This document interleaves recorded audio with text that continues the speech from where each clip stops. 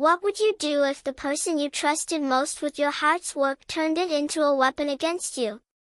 Margaret stood in her kitchen, the familiar hum of her old refrigerator blending with the giggles of her 4-year-old granddaughter, Lily, playing with wooden spoons on the floor.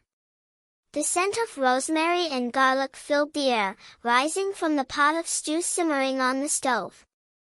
It was a recipe passed down from her own mother, one she'd perfected over decades, each ingredient measured with care and memory.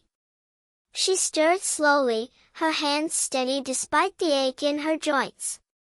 This wasn't just food, it was love, a bridge across generations, a way to hold her family close even as time pulled them apart. Lily's mother, Jessica, Margaret's daughter-in-law, had called that morning, her voice clipped and urgent. "Can you watch Lily today? I've got a meeting, and David's out of town." Margaret had agreed without hesitation. She always did. Lily was her joy, a bright spark in the quiet days since her husband passed 3 years ago. Jessica had dropped Lily off an hour later, barely pausing to say goodbye before rushing out the door. Margaret didn't mind. She'd raised 3 kids of her own. She knew the chaos of young parenthood. As the stew bubbled, Margaret knelt to hand Lily a carrot to cook with her spoons. The girl's eyes sparkled, her tiny hands mimicking Margaret's stirring. "Grandma, is this magic soup?" Lily asked, her voice full of wonder. Margaret laughed softly. "It's love soup, sweetheart. Makes everyone feel warm inside." The afternoon passed in a blur of crayons, storybooks, and Lily's endless questions. Margaret felt alive in these moments, her small house filled with purpose again. She glanced at the clock. Jessica would be back soon. The stew was nearly ready, enough for all of them to share. Margaret had always believed food could mend things, even the small tensions that had crept into her relationship with Jessica over the years. Jessica was sharp-edged, ambitious, a contrast to Margaret's softer, homebound ways. But Margaret tried to understand. She wanted to be the mother-in-law she'd never had herself, supportive, warm, a safe harbor. The doorbell rang, and Margaret wiped her hands on her apron, expecting Jessica's usual brisk entrance. But when she opened the door, Jessica stood there, not alone. A woman Margaret didn't recognize was with her, tall and polished, with a sleek bob and a designer bag. Jessica's smile was tight, her eyes scanning the room as if sizing it up. "This is Claire, my colleague," Jessica said, stepping inside without waiting for an invitation. "We finished early, so I thought we'd pick up Lily." Margaret nodded, confused but polite. "Come in. I made stew. There's plenty if you'd like to stay." Jessica's laugh was sharp, almost a scoff. "Stew? Oh, Margaret, you're so traditional." The word landed like a barb, but Margaret brushed it off, chalking it up to Jessica's stress. She turned to get plates, but Jessica's voice stopped her. "Actually, we're not staying. I just need to grab Lily's things." Margaret frowned. "You sure? It's no trouble." She gestured to the pot, steaming and fragrant. Jessica exchanged a glance with Claire, who smirked faintly. "No, really, we're fine," Jessica said.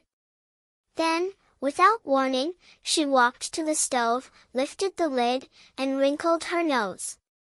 "God, it smells like a nursing home in here." Margaret froze, her heart stuttering. Lily, still playing on the floor, looked up, sensing the shift in the air. Before Margaret could respond, Jessica picked up the pot, Margaret's mother's pot, heavy with years of meals, and tipped it over the counter. The stew spilled in a thick, glistening cascade, splattering onto the floor. Carrots and potatoes rolled across the tiles, the broth pooling like a wound. "What are you doing?" Margaret's voice cracked, her hands trembling as she stepped forward. Jessica set the pot down with a clang, her face cold. "Oh, come on, Margaret. Nobody wants your outdated recipes. You think you're some saint, slaving away in this sad little kitchen? It's pathetic." Claire laughed, a low, mocking sound, and Margaret's chest tightened. She looked at Lily, whose eyes were wide with confusion, and forced herself to stay calm. "Jessica, why would you?" "Why?" Jessica cut her off, her voice rising. "Because I'm sick of you acting like you're better than me. You and your perfect little grandma act, always trying to make me look bad in front of David. You think I don't see it?" Margaret's mind reeled. She'd never tried to compete with Jessica. She'd only wanted to help, to be there for her son's family. "I've never thought that," she said softly, but Jessica wasn't listening. She grabbed Lily's bag, yanked the girl's hand, and stormed toward the door, Claire trailing behind with a smug grin. The door slammed, and the house fell silent except for the drip of stew onto the floor. Margaret stood there, staring at the mess, her heart heavy with a pain she couldn't name. She knelt to clean it up, her knees aching against the cold tiles, and felt tears prick her eyes. Had she been wrong about Jessica all this time? Had her efforts to connect been seen as judgment instead? Then came the twist she hadn't seen coming. As she scrubbed the floor, the doorbell rang again. Margaret sighed, expecting a neighbor or a delivery. Instead, it was Claire, alone, her polished demeanor gone. Her face was flushed, her eyes uneasy. I need to say something," she stammered. Margaret straightened, wary. "What is it?" Claire hesitated, then spoke in a rush. "Jessica's been lying to you. She didn't have a meeting today. She planned this bringing me here, trashing your food. She wanted to hurt you. She's been saying things at work, about how you're overbearing, how you're trying to control her life. I went along with it because, well, she's my boss. But I couldn't leave without telling you. It's not right." Margaret's breath caught. The betrayal cut deeper now, sharper than the spilled stew or Jessica's cruel words. But Claire's confession, unexpected and raw, sparked something else: clarity. Jessica wasn't just lashing out, she was building a narrative, one where Margaret was the villain. "Why tell me now?" Margaret asked, her voice steady despite the ache in her chest. Claire looked away. "Because I have a mom, too. And I'd hate for someone to treat her like that." Margaret nodded, the weight of the day settling into her bones. She thanked Claire, who left quietly, and closed the door. Alone again, Margaret returned to the kitchen, but this time, she didn't clean. She sat at the table, staring at the empty pot, and let herself feel the hurt, the anger, the confusion. But then she thought of Lily, her bright eyes, her trust, her love for magic soup. Margaret couldn't let Jessica's cruelty define their bond. She stood, washed the pot, and started again. She chopped fresh vegetables, measured spices, and stirred with purpose. This wasn't about Jessica anymore.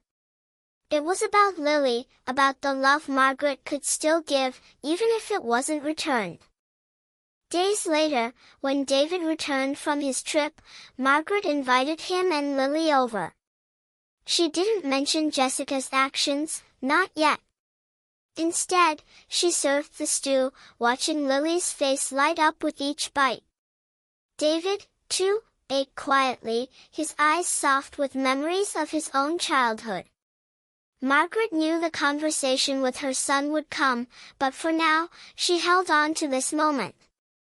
Jessica's betrayal had cracked something in Margaret, but it hadn't broken her.